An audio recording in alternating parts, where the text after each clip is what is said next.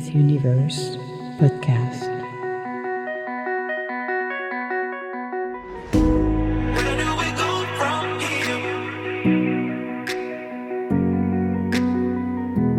Where do we go from here? Emma's Universe podcast. Where do we go from here?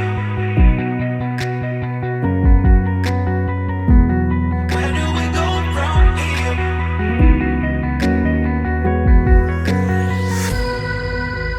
Emma's Universe podcast.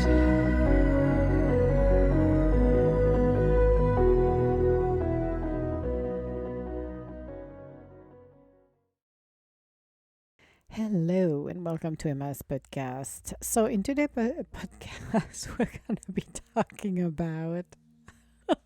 Sorry, guys, I'm already starting to laugh. Oh goodness gracious, this is one of those days. It's like, oh, good lordy, peepee, I just need to be outside in the beautiful world of admiring crickets, which is funny. I like when crickets are coming because it's always happening. And it's like somebody is texting, so I'm going to shut it off so we're not being disturbed by crickets. So, we talked on our last podcast about insecurity and changes happening, for companies who wants to grow as well. It's not easy to be who we are because, again, this is the University of Life here. I always call it the University of Life because this is where we are learning to overcome our challenge and growth, but also embracing who we truly are, which can be challenging at times in the world we're living in. But if we have the compassion and being open to really ground ourselves and see who we are and what are our challenges, what do we want to accomplish in our lives, we should ignore everybody else's. I don't know. I grew up in a way that we were segregated from everybody else's where I grew up. Small town village. And we learned to mind our own business. Truly mind our own business. I had people in my life that came in my life. Now they exited my life. And started to tell me that, you have to keep your mouth shut, you have to do this and that. But those people never took their advices to themselves. And they were the first one to describe to everybody else where they are up to. And just look at yourself and you said, okay, it's easy to give unwanted advices to others, but you need to walk the walk and talk the talk. When you're able to do this, then maybe welcome advices can be shared with others. It's always easy to project ourselves or live ourselves through somebody else's than actually living our lives. Quite often, and I've seen it in the past, parents project what they wanted to become, did not because of circumstances in life, and decided to project this on their children's. We have to learn to step outside of our comfort zone in order to live our life to the fullest. It's not on your deathbed and you're going to say, well, I wish I would do this, I wish I would have done that, and live with your regrets as your last breath. We always said, when you turn 40, this is your midlife crisis. Actually, it's the wake up of your spirit telling you you're in the wrong spot. You need to change. You play all of your life safe. Now, this is where we want you to go. You go or you don't. But you have to realize that taking a leap of faith takes a lot of guts. Running your own business, do things that have uncertainty. You don't know what tomorrow will be, but you have faith to move forward and do that. Becoming your own observer. And I've seen miracles happening in my life, in the life of others. Miracles is not the big hoo-ha-ha that comes and appear by magic. I'm talking everyday miracles. Then we do not see or we oversee it. We ignore it. Meh, that is normal. No, it's not. I have shared my stories which is amazing because I will always said before I officially start my business, I'm a podcast. I wasn't going to share my life. I wasn't going to share what I've gone through. But I don't know, it came naturally to share because you realize by sharing, it's not to bring, oh, poor me, poor me. Who gives a crap about poor me? Seriously, it's not what it's about. It's about being able to help somebody somewhere in a world who listen to it and say, yeah, I'm going through similar crap, different situation, different people, but it's a similar situation at some level. And listen how people go about to achieve and to succeed and to move forward in their challenges. It's not about standing around and cry me some river. It's about overcoming those challenges and acknowledging them and just said, wow, I cannot believe I acknowledged this and I moved this and I did this. And it's like, wow, amazing. It's totally amazing. Life of transformation, life of growth. Oh, and we can make mistakes. Absolutely. We can make mistakes and it's like, holy crap, why did I do this? Why did I wear this? Why did I make that decision to be in a relationship with somebody that was that wrong and all of the red flags were here? Why did I pick up that position when I knew before I started it was the wrong position at work? Why? Taking the time to grow and understand all of this, but it's sharing the stories that really can help somebody. It's not a whining club of, oh, my poor me, who cares? You know, when people talk about what happened to me at the end of last year when I lost my home due to fire, and I did not start the fire, people, so no. Everything was erased. My entire life got erased, actually, which is something you would never imagine for a minute. Not at all. You would never imagine that the house will go the way it did. My condo, actually. It turned out to be an open swimming pool, actually. That's what it was. Because of the amount of water that was poured inside. But the damage in there really erased my life from the beginning till last year. And you know, the hardest part in there wasn't the fire itself. The fire was like, are you freaking kidding me? I just wanted to go home and go to bed. That's all. I was looking at, I want to go back in my bed, but I had no more bed. Just me and the pops. Oh no, and please don't pull the Kleenex and start to cry. Say, oh my God, she's gonna. No. It's not a Debbie Downer story here. I don't have time for that. But it's just to see that I had, and people who have lost and been through fire, through loss, through flood, through, challenging of what happened in our lives, realizing that I had to do the funeral of what I lost. I did not existed.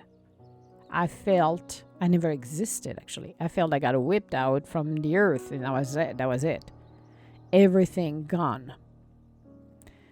And that's pretty dramatic at some level. I would say I'm gonna admit that. It was pretty dramatic at a level that when I was able to, before the lootering or in between the lootering people were doing, because on the top of, you realize, first of all, and I was thinking about it this morning, or that was last night or this morning, doesn't matter. You see the TV stations piling like a bunch of vultures with their little tripod and their cameras and filming it. That to me was the most disgusting thing ever. Okay? It's not only the people who were some of the people who lived over there who had their cameras on. It was just the fact that you got those guys waiting like a bunch of freaking vultures. And you're like, you lost everything, but no, that's the fascination of, oh my God, that happened. Let's go. That's the big news. Maybe they're going to have the Pulitzer Prize. Who knows? For reporting it, or going to get caught by big, channels or, big network and become, I don't know, big shot of some kind. But it's, at the end of the day, is being erased and make the funeral of it. And I said, loitering came next, which was like, what the freak? And not having the proper support there to have lights around. So people went and helped themselves. Being able to move all of the paperwork and everything that I had to move, thank God, thank you for the universe to protect for that, because they would have helped themselves otherwise. And being able to do that. So they couldn't put their hands on critical papers because I always had them. However, I looked at the pile I had and I made a funeral out of it. I burned the damn papers, what I had left, actually, because there was no point for me to carrying it. I looked at it, and that was at the time I made a funeral of the life I had. Clean slate, no past, gone, everything gone. What do you do? Become the observer of your life and start to cry and, oh my God, I'm the victim? Or like I did, put a foot on the front of the others and continue to plow your journey. Don't know where to go, but you have faith. You know things going to turn out the way it's supposed to turn out for your highest good, and make it happen. This was one of the most interesting, actually, lesson that I successfully passed. Yeah, universe, I was listening and not controlling, because a lot of people wants to control their lives. Left, right, every minute, every second, every nanosecond, they want to control everything. But there is an old say, if you control everything, how the magic of the universe can come and help you? Because we do not have the bird's eye view. Sometimes we have to do a hard 360. I didn't do a 180. I did a 360 right there on the spot that morning. That needed to be done in order for me to move in a different directions, to leave everything behind and move forward somewhere else. It was a hard one, and I'm not the only one in the world to have to face this kind of situation. But we have to learn how to do that. And it's unpleasant? Absolutely. I would be a liar if I was said, no, it was an easy ride and we won this and that. No. But you're looking at where we need to be. And sometimes we have to remove the old, the past. Cut it out. Cut everything we've got. The ties, everything, in order to move forward. Sometimes it's an easier ride. But sometimes you have to make your own funeral. And I did that day. I was crying not because of the condo and everything that burned down, but I was bringing the sorrow of lost, the loss of the life that did not exist anymore because it got totally whipped out and erased. So a lot of people will say, well, that's depressing. No, it's not. Because in order to travel where we need to be, we need to let go of what we have. And as hard that it is, if you're still hanging into those things, you're not going to go anywhere. You're basically becoming the grain of salt in that story. And I had no intention to become the grain of salt. I had 3 little ones who are 4-legged animals with me. It was very hard on them. It was very hard to see because I was going over there every day. And it was very, very hard to see. There was Maka who wanted to go back inside. It's like, I want to go home. It's like, we don't have a home anymore here. It's not our home anymore at all. It got burned down. It got flooded. It got everything in between. We have nothing left here. Restarting fresh and being able to adapt to the situation and moving forward. Well, people, and I think I told the story. I was at a meditation a month ago somewhere in town where I'm at, and there was a lady of a certain age. And I don't know, some people love the drama. They love to see you as a victim, and they want your head down, your own doo-doo, like there is no tomorrow. And she approached me, very nice lady. And, oh, yeah, how are you doing? I said, I'm fine. Oh, it must be terrible to have lost your house. Oh, it must be terrible. I'm like, I'm fine. I don't have an issue with that. Oh, but it must be terrible. And I'm like, no, I'm just okay. It is what it is. No, I'm terrible. So I turned around after a couple of minutes because I got tired of it. And I said, yes, you're right. I'm totally not doing okay. Okay. And she walked away. And I'm like, What is wrong with you people? Okay? Encouraging people is giving a prayer, a hope, something that will encourage them. Being a victim is not helping you. In the life we're living right now, we are faced with different challenges. Not everybody, like I say, we're not equal. We're not born from the same mother and father. My parents never have the same banking account that all of you have. My trajectory was completely different with all of the challenges I had to face. So why on earth would you think we should be equal? Our journey is different. This is the university of life here. It is ruthless. It is one of the worst things we can be is here on earth. The hardest of the hardest place to be. But people think that, oh no, it's not true, we should make our life easier. No, that's not what we're here for. That's not what our spirit is here for. We're here to continue to be challenged, to grow. How can you grow if you don't have the opportunity to be who we are? Growth doesn't come by eating caviar and champagne, drinking champagne.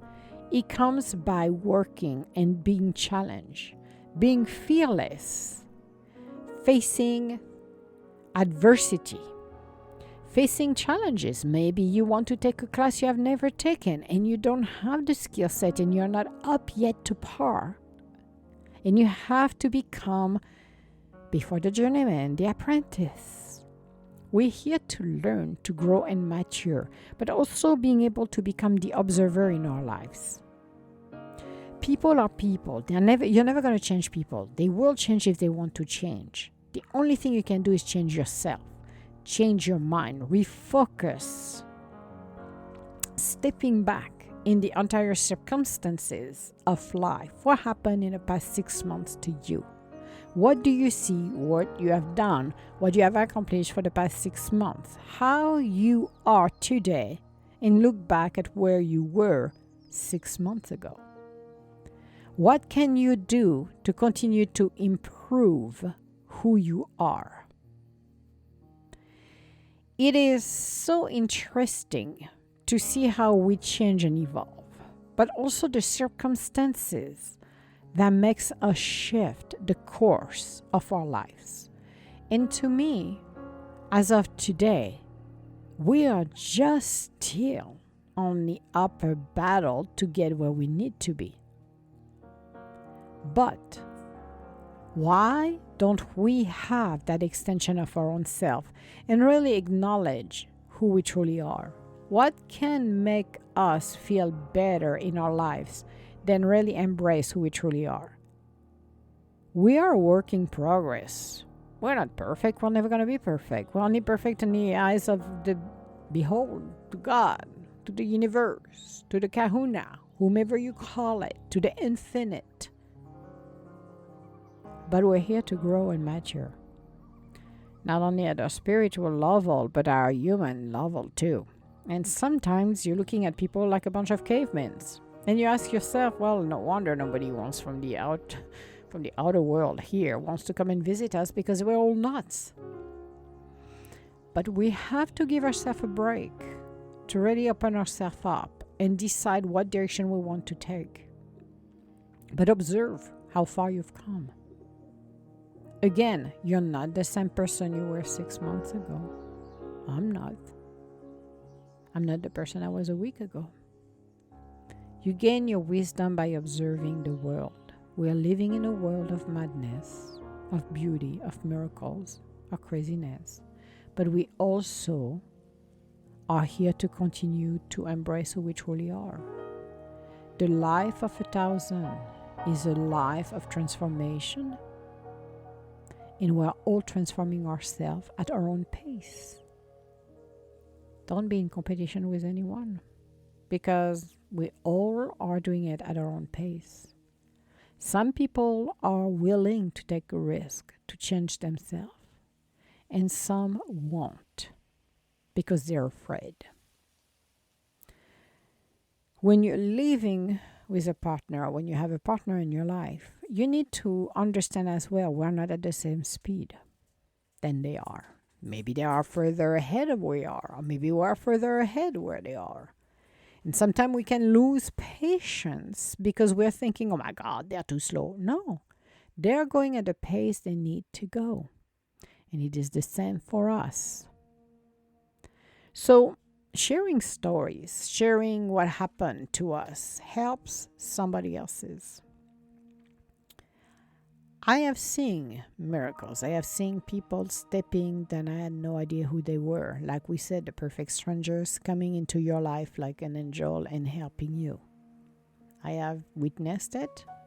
I am extremely blessed by those individuals who came into my life. But it also showed me the others who did not give a diddly squat, who knew me for a long time. And that's okay, because those people are not part of my life at all. But it's what's in your heart that matters the most. Do I hold grudges for people who have done ill to me? Nah. You know why? Because it's not my monkey and my circus. My previous episode talked about insecurity. Insecurity will do a lot of things. People will do a lot of things when they're insecure. The ugly and the evil. Remember, there is karma. I'm dealing with my dharma, and they are dealing with their karma. I don't have time to go back and retaliate because I don't give a crap, literally. You know, we have an expression qui sème le vent, récolte la tempête. Who plant the, what do we call it? Qui sème le vent. Who plant the wind will harvest storms. I have no interest on planting the winds. I could care less. I'm not interested of that. The universe handled everything. Karma used to be very slow in the past, and right now it comes very quickly. I don't have time for that. I don't need to witness it. I don't need to hear about it. I don't care. Everybody is faced with their own karma. Now, people don't understand what dharma is. Dharma is when good things happen in your life. Karma is la cuenta. Whatever you planted, you will harvest it. So if you want to go with chaos, go with chaos. That's all. That's your monkey, your circus. But in life, walk the walk and talk the talk. That to me is one of the biggest things ever. But I love people who give unwanted advices because they're living through somebody. Live your life. You will understand when you start to live your life to the fullest, start to do what you want to do. You will have more time for your life. You're going to do good things and you're not going to feel left behind. And you're going to evolve in your life instead than living your life through somebody else's. So this was our podcast for today. And I'm super excited because my beautiful friend, Jenner Zeno, has come up with the other half of the music, which is Where Do We Go From Here? I love that music. Seriously, I'm in love with this new music, the intro and the exit music for the podcast. And you get the shorter version. So I'm going to swap from The Spirit of the Universe to Where Do We Go From Here. Those are the brand new, and I am so excited. Intro and exit music for the podcast. So all my love, guys, and I will talk to you later. Bye now.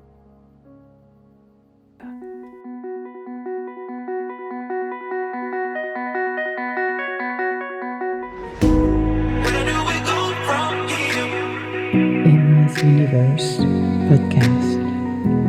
Where do we go from here? Where do we go from here?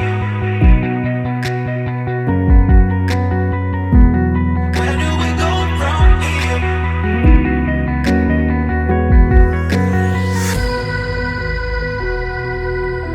Emma's Universe Podcast.